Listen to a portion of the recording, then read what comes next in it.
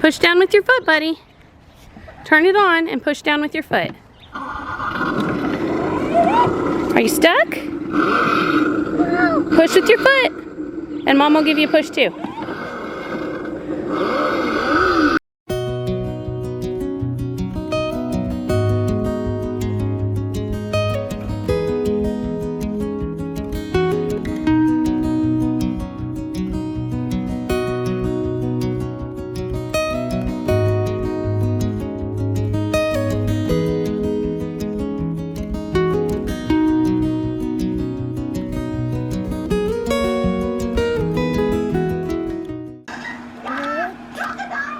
Yep, this is Mama's planner. A bed? Yeah. A bed? Alphabet, yes.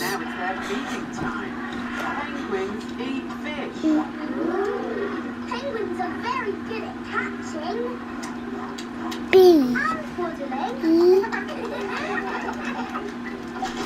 B.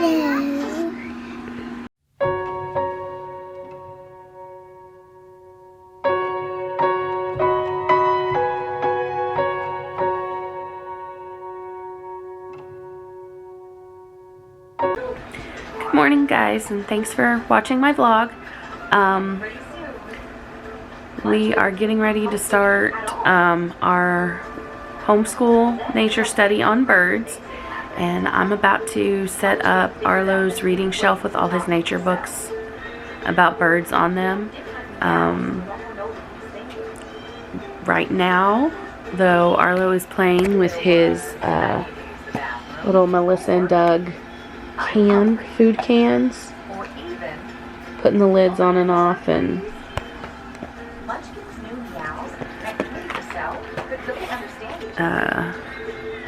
reading the sides, telling me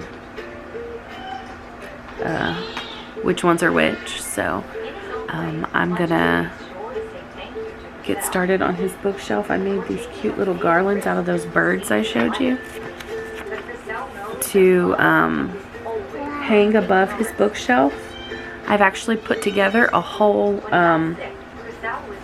set of printables for his nature study that I'm going to share with you guys. It'll be in the description box down below if you want to check those out. There are a couple that are from different bloggers I found on Pinterest, and then there's one set that I made myself on Canva. So I'm going to go ahead and set that up now. What is it? S. Yes, for salt. S. S, Mom. S, baby, yeah. She wasn't sure if he would let her get close, but with a sweet treat in her hand, Miles approached Megan. Maybe this rescue would be easier than she thought. Okay, so I got my little bird garland hung up above the shelf here. And just look at these little bird ornaments that I printed off to make the garland. I've got like the little,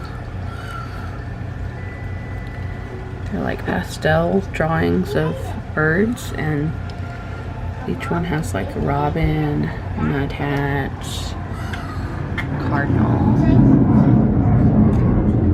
So I just thought they'd be pretty, you know. Arlo's a little small to like be memorizing the names of the birds, except for a few of them that we do see more around here, like cardinal he's got, and robin. But you know, I thought we could talk about them still in other ways, you know. About their beaks and what color they are and all that sort of stuff. So got those. Okay, so next I put these two bird books on top. We've got the snowbirds, which is kind of fun. It is a book of poetry about different birds that stick around for the winter, and it's like each poem is about one bird, and it's got a whole bunch of different ones, and then at the back it's got information about each bird. And then this one, Birdhouse, by Blanca Gomez is about a little girl and her abuela. They find an injured bird and nurse it back to health. Then these are part of the printables I made on Canva. They are for an activity we're going to do later on in the week. A bird seed tracing tray. So basically you fill a tray with bird seed and then they can trace out the letters. The big B and little b. So that's what I did there. You can see it won't last long like this, I guess. So that will likely be the first of many times this week that I put it back together. Some weeks Arlo, he leaves the books alone, especially this top shelf, but other weeks that's okay. It just means he's more interested in this subject, and he also is really interested in letters, so that's part of it. Then down here we've got Pine and the Winter Sparrow, and I've got this little nest card printable that I printed off. Again, link down below, but it just talks about, you know, what a nest is and how it's made and stuff, and I thought that would be something that would catch Arlo's eye, and then if he brought it over I could, you know, read it to him and we could talk about nests and it would start a conversation. So that's the goal with that. And then I'll show you the different other books we've got. So Pine and the Winter Sparrow is sort of a legend. I had read about it before I even found the book about like how pine trees came to be evergreen. They were protecting an injured sparrow that couldn't fly away for the winter, and that's how sparrows, you know, became winter birds, and pine trees decided not to lose their needles. And then we've got The Most Amazing Bird. It's about a crow that befriends some little kids. Grandmother Winter.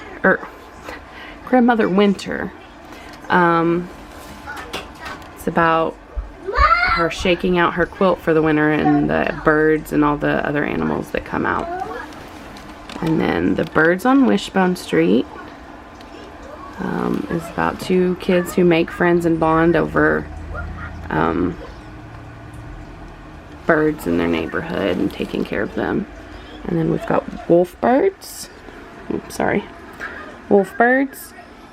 it is about I think they're crows, but a pack of wolves and ravens that kind of come together and become one pack or tribe, whatever,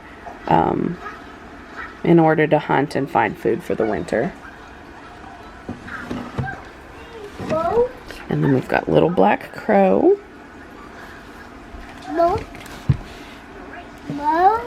Yes, babe. Moat's over there somewhere. And it's just a really easy little picture book about a crow. And then the last one is Grandma and the Rooster. And this one is meant to sort of be a tie-in between birds for this week and flip you up. It's meant to be a tie-in about for this week about birds, and then next week we're doing Lunar New Year. Lunar New Year is actually Sunday, and so this is about well, I'll just read you. It's by hold on. Can't read that script very well. Yimwei Wang. And it says it's Chinese New Year, and Grandma has a special present for her family, a rooster to make into delicious soup. But when her granddaughter meets the rooster, she begs to keep him as a pet. And Grandma and the granddaughter, I think it's Zhaowei, but I'll look that pronunciation up before I read it to him. Take the rooster on a journey through the city to ring in the new year. So that'll sort of link us between the 2 weeks. That's what I was doing with that one. All right. I'll show you guys the finished product.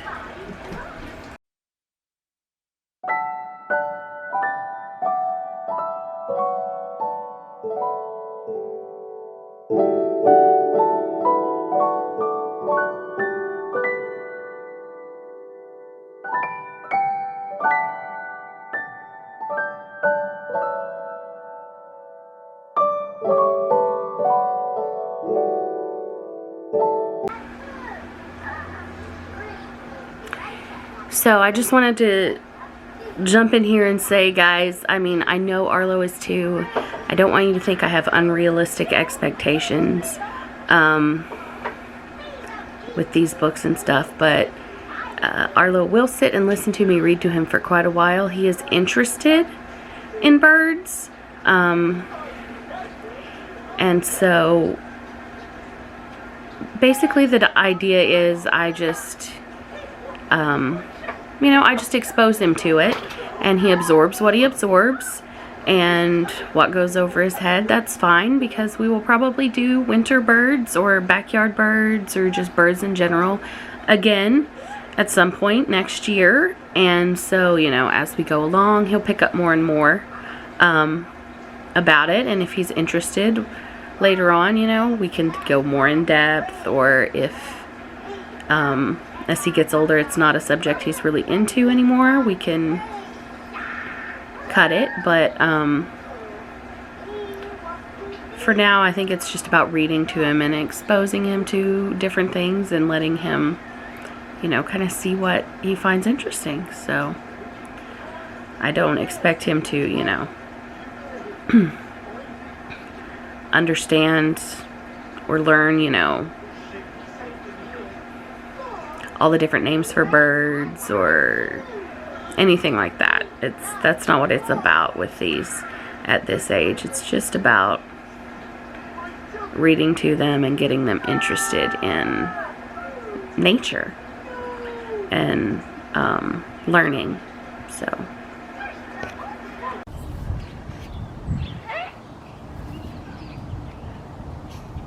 good throw, Bubba.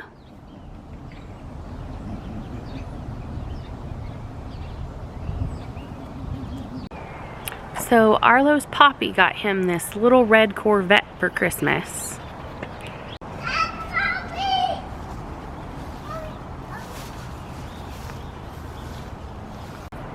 And last night he could not wait to get it charged and play in it. And his daddy put it all together, which wasn't too bad, but you know, is a whole thing. And then I carried it out here this morning, and it is kind of heavy, and it was not easy to get out here. And look, is Arlo playing in his little red Corvette? Hold on, there's a plane. Spoiler alert, the answer is no. He's playing with everything but his little red Corvette, and just walking around screaming, Bowie, Bowie, and they're playing together. So maybe if Bowie ever loses his charm, he will be a little interested in riding in his car. But I don't know. Come here, Arlo. Come here.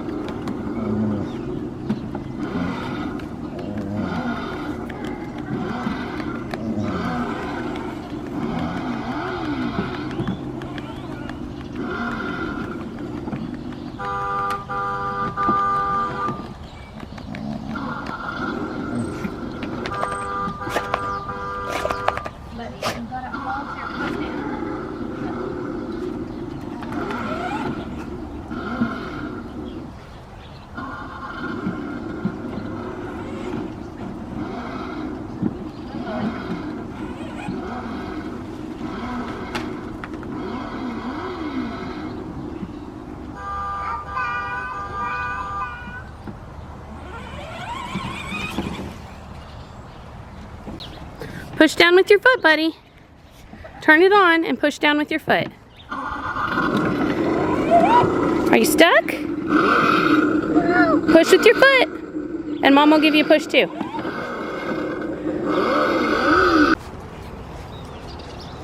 Honk your horn.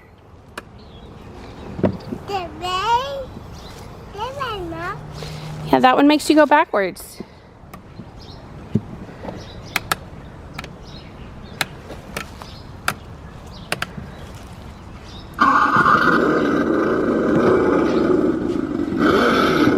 Does it have a honking horn? Can you make it go beep beep?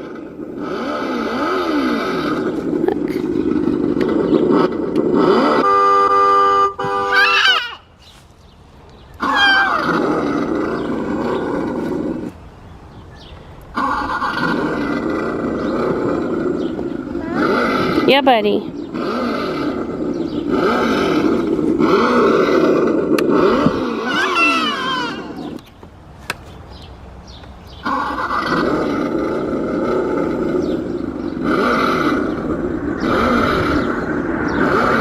He did at least get in it, I guess. That's progress. He would not leave his foot on the pedal. He just wanted to turn it off and on over and over again. I don't know if maybe when his dad gets home, he'll be more receptive to learning. Sometimes Morgan can teach him stuff that I can't, because he won't listen to me, but he'll listen to Morgan. Hey guys, it's now pretty late. Morgan and Arlo are in bed, but I just wanted to take a minute to show you the rest of the printables that I have down below in the description box for you guys. These are some that I did myself on Canva, and it's a counting game. I haven't cut them out and made them into cards yet, simply because when I was at the library printing these off, one of my pages cut off at the bottom and I didn't realize it. So I have to go back and reprint it, but this is what they look like. So there are different birds on each card, and there's 1, 2, 3, and 4. Those are the ones that cut off at the bottom.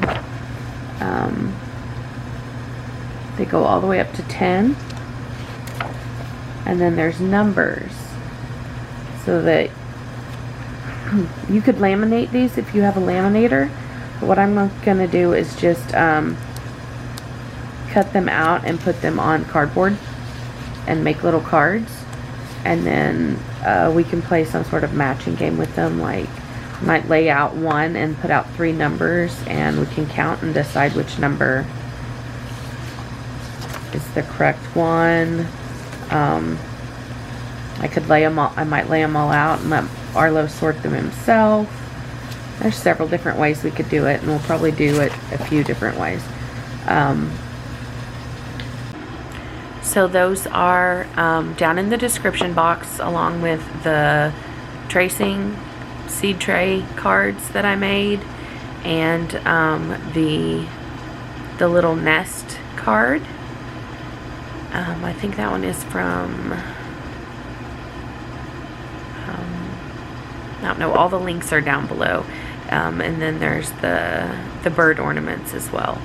So I'm going to wrap up this vlog. If you guys wouldn't mind clicking the subscribe button and hitting like, that would really help me out, because I'm going to do more videos like this. I do them every Monday, Wednesday, and Friday, and I will see you guys later. Thanks.